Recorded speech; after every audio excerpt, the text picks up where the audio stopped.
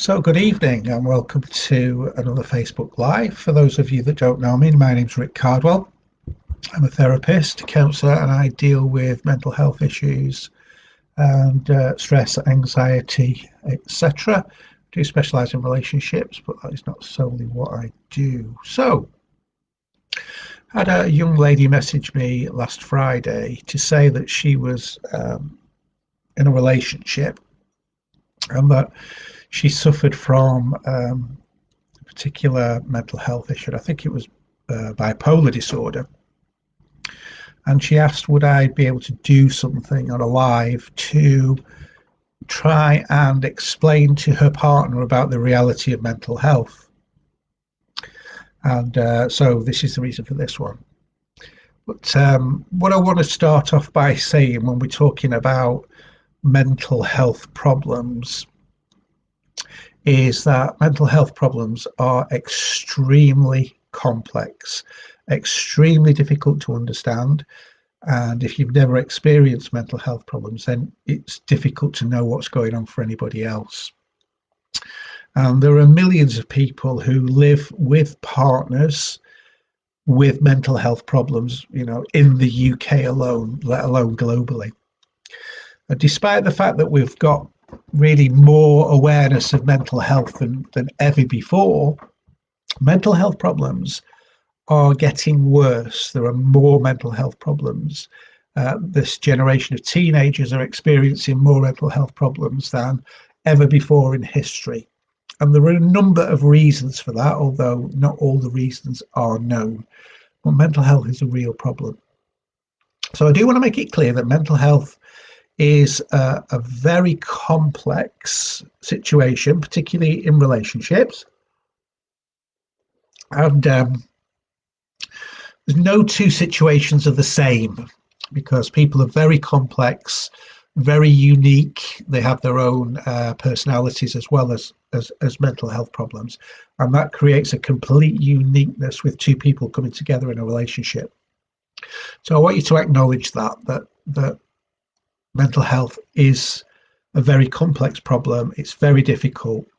And I know that some people will listen to this and perhaps hear what I've got to say and maybe perceive what I'm saying as being oversimplified or that I don't understand. And I really get that. I really understand that. But what I want to try and do here is just give you some information that will help you understand a bit, and also hopefully some ideas on how to be able to improve your mental health, or some clues about how to make your life better for you. So if you were to go to, well, mental health is difficult for a number of reasons, and I think this is maybe my opinion. I don't, but maybe not. So mental health is difficult. If you were to go to a doctor's, and this was my experience many years ago as a young man, I experienced really low moods and really deep unhappiness. So I went to my doctor's and told the doctor, a little bit, a good doctor, very good doctor, a little bit about myself. And he told me that I had a chemical imbalance in my brain, that I was low on serotonin, and that was creating this low mood. And basically, if I took some antidepressants with serotonin in SSRIs, that would increase my mood and I would feel better. And me being me, I asked her, oh, that's really interesting. How can I get tested for this problem? To be told that there wasn't a test for it, which I thought was really unusual, that a doctor was prepared to prescribe me some tablets for a condition that he had no evidence of it actually existed other than the way that I described it, which I thought at the time was really interesting. And I went away from that, and I didn't end up taking any medication, but I was quite low. But I got sorted out, and that's a story for another time. But I think that's one of the problems with mental health is it's not necessarily treated properly from the very beginning, not necessarily looked at into thoroughly enough from the very beginning. And that's probably a financial issue, that the National Health Service is very stretched, and mental health is not treated, I don't think personally, with the respect that it deserves, because It affects so many people. It costs the country, I think it's £40 billion a year in lost revenue with people being off. It's a massive problem. And I think one of the things is that my experience, for example, of going to the doctors and experience that was so as an example, that's an example. About 25 years ago, ADHD was quite a rare thing. It was acknowledged as a mental health illness, ADHD, but it was quite rare. 20 years later, 1 in 8 American school kids are diagnosed with ADHD. Okay, and I presume they're diagnosed by the behaviours. Now, the symptoms for ADHD and what the child manifests in behaviours, you were to list those all out, are exactly the same as the symptoms for lack of sleep. So no doubt at all, and this has been proved through research and other ways, that necessarily some kids may be going to the doctors, exhibiting certain behaviours, and be given Ritalin or whatever the medication they may be prescribed for ADHD, where some of this research now shows that teenagers that actually start to sleep properly completely eradicate the symptoms for ADHD. Now, I'm not saying that ADHD doesn't exist. I'm not saying it's not more of a problem than it is now. But what I am saying is mental health is so complex. It's easy to misdiagnose. It's easy to get things wrong. And it's easy to tell people that have got a problem that are then going to take on that focus of that problem and manifest more of the symptoms of that mental health. Okay. Now, a lot of people will hear that statement and have an issue with that and have a problem with that. But that is what the research is showing globally about mental health, not just my opinion. That is what is going on in the world right now. But let's just get back to where we were with where we were going. The fact that mental health is grossly, completely underfunded for the scale of mental health in the UK is phenomenal. And the lack of professional help that there is for somebody that wants to wait for a counsellor. I heard the other day, they'll touch base with somebody, but then it might be 6 months before they touch base again, and then they might see a counsellor in 12 to 18 months. Well, 12 to 18 months, if you've been on medication for 12 to 18 months, the consequences of those highly addictive drugs and the behaviours are phenomenal, let alone the lack of support that you're not getting. So mental health is an absolute minefield. So, just by talking about it, you're setting yourself up for being criticised, really. And I get that. But what I want to say is that some of my experience of life, some of the experience of people that I've dealt with, and a lot of the research that I've read is kind of what I'm talking about based on how I've got information together from a more or less factual point of view. So opinion on mental health, it varies from everybody to everybody, in that some people think that everybody's insane and mental health is prolific across other people. And other people just say that, well, mental health doesn't exist. And they're in the category of, well, just get a grip and get over it. What is wrong with you? And that has been quite a common attitude, much less of an attitude now that there's more understanding about mental health.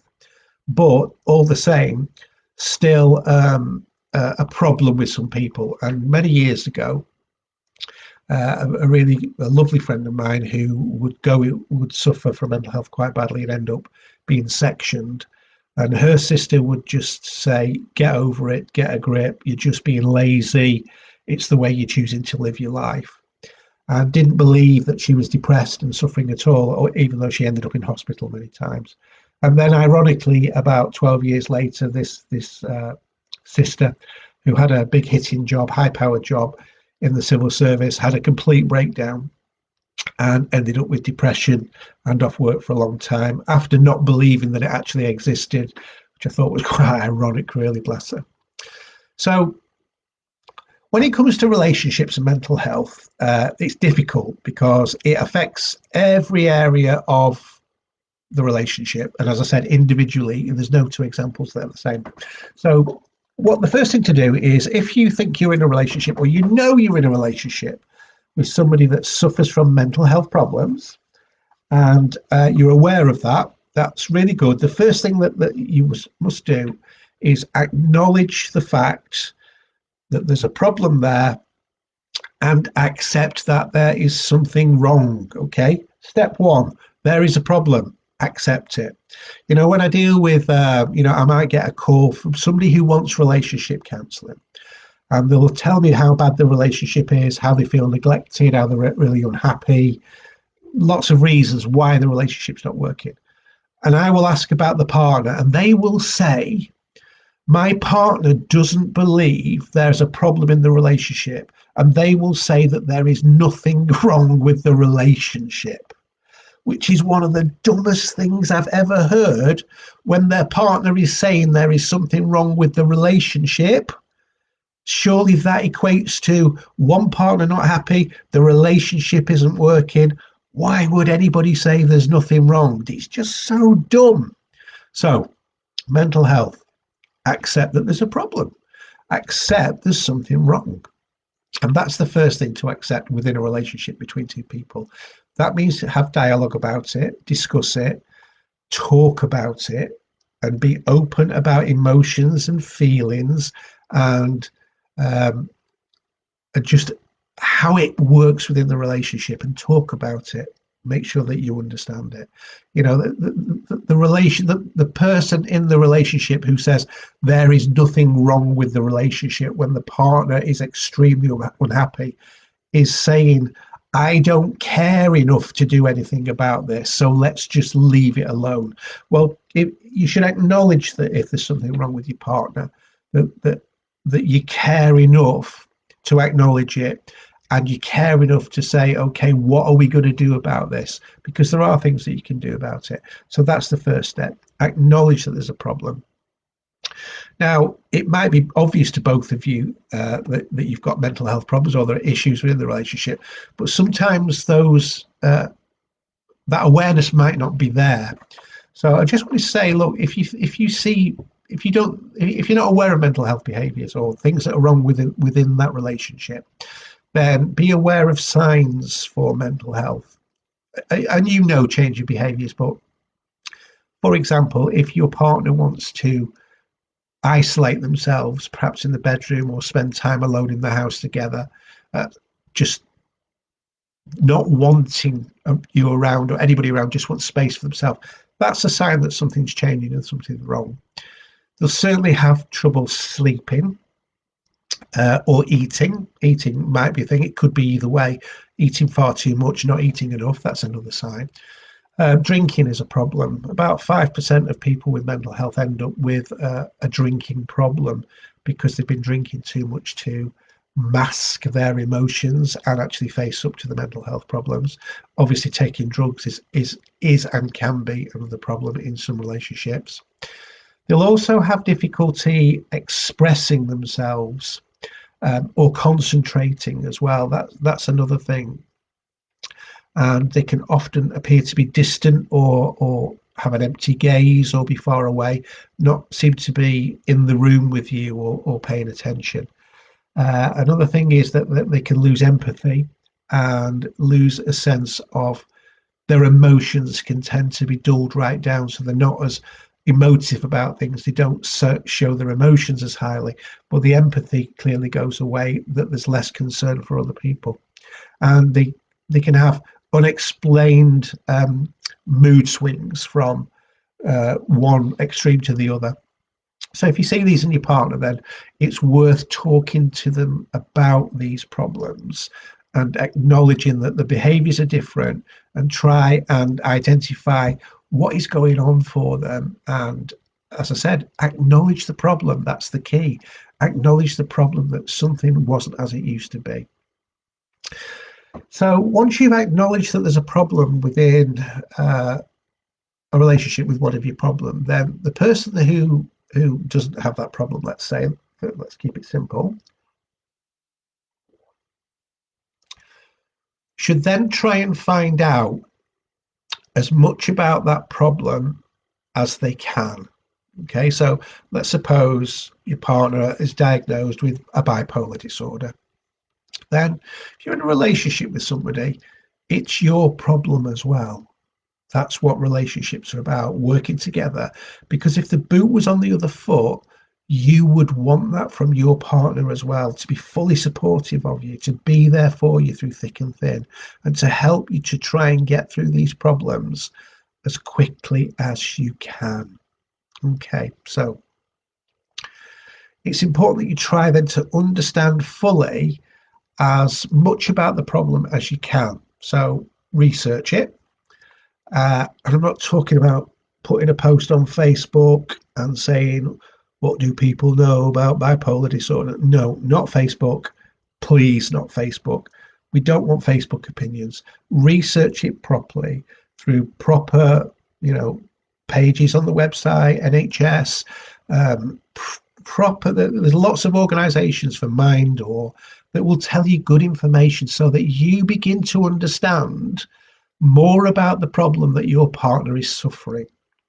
And then you may be able to understand the behaviours a little bit more and be able to relate to them a little bit more.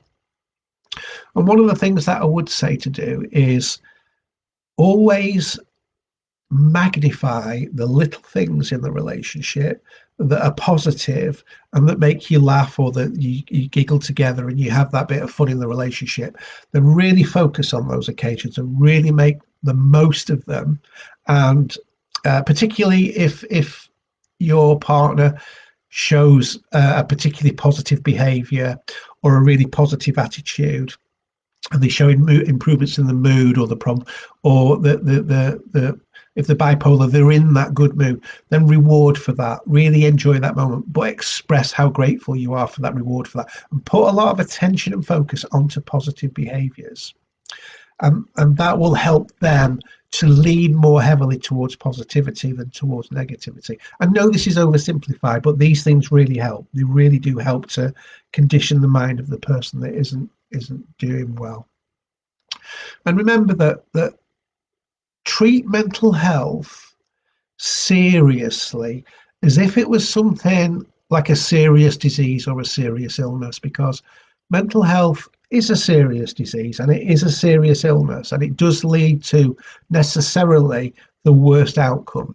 So treat it as if it is something extremely important in your life that you want to deal with as a couple, as a relationship, and work out a way to work it through.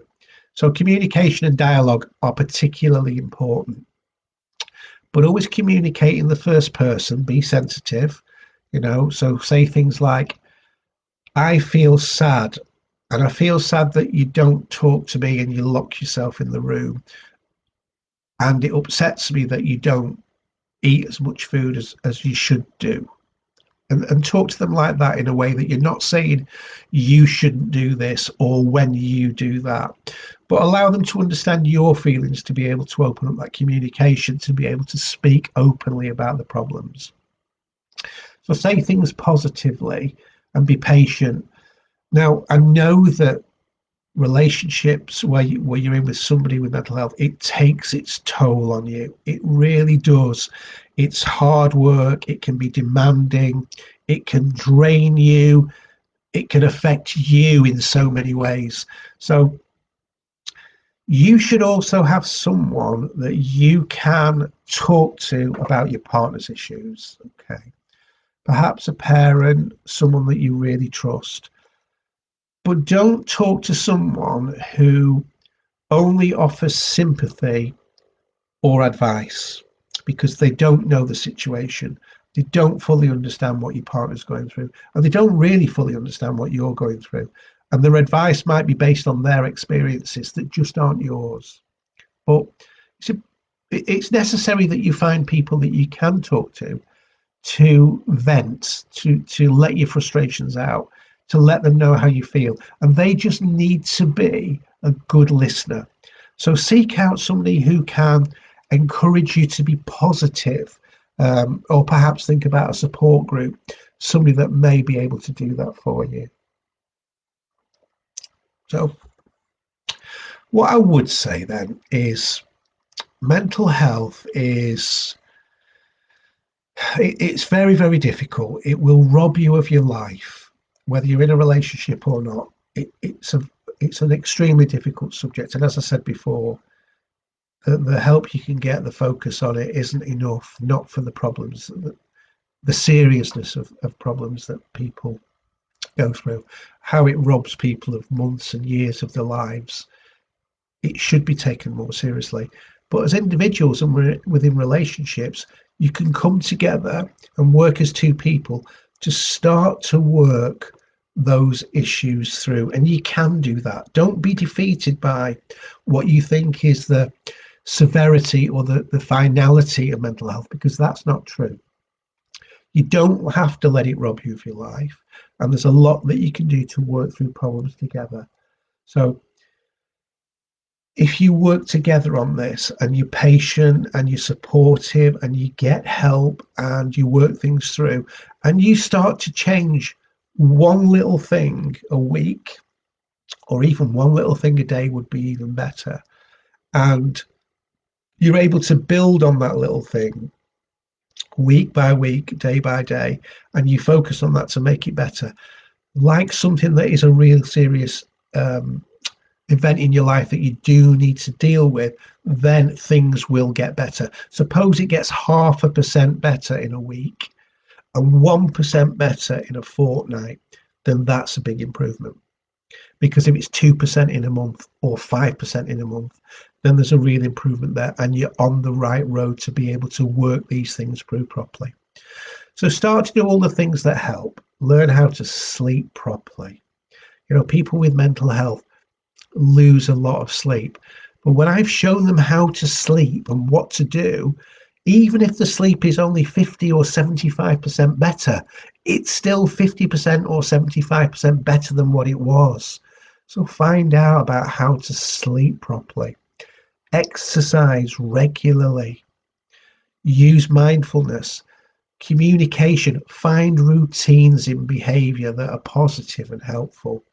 If find a job, things to do to keep you busy. Find connections in community, in friends, and have goals. So there are lots and lots of things that if you put lots of little things in place, will help you to get over and recover from your mental illness. And there's every chance that by making small improvements week on week, that your life will get substantially better. So don't leave it the way that it is. Come together if you're in a relationship as a team and work this through and focus on making it work. And it will start to work for you. I can promise you that. Okay. So I hope that helps. I know it's oversimplified for those of you that really suffer from mental health. And I get that. I really do understand that. But what I would say to you is make a start on looking at what you can do to get a better life with your partner or with your family, with your friends. Do something about it to put that right. So give me some comments, drop me some more questions. If you've got any issues, anything I've said, absolutely, please fire a question to me. I am always happy to answer questions. I'm genuinely on your side. I'm here to help. I'd love to see more and more people doing better. So, as I said, drop me some likes, drop me some dislikes, drop me some comments, ask me some questions. If you need some help from me, you want some professional therapy, then please click on the banner or personal message me. We can have a free 15-minute chat. We can discuss your needs. And if I can't help, then I will point you in the direction of someone that can, but I'll certainly give you some advice. So again, thank you for watching. I shall speak to you again on the next Facebook Live. I hope that's been helpful. And until I see you next time, have a great evening and keep smiling.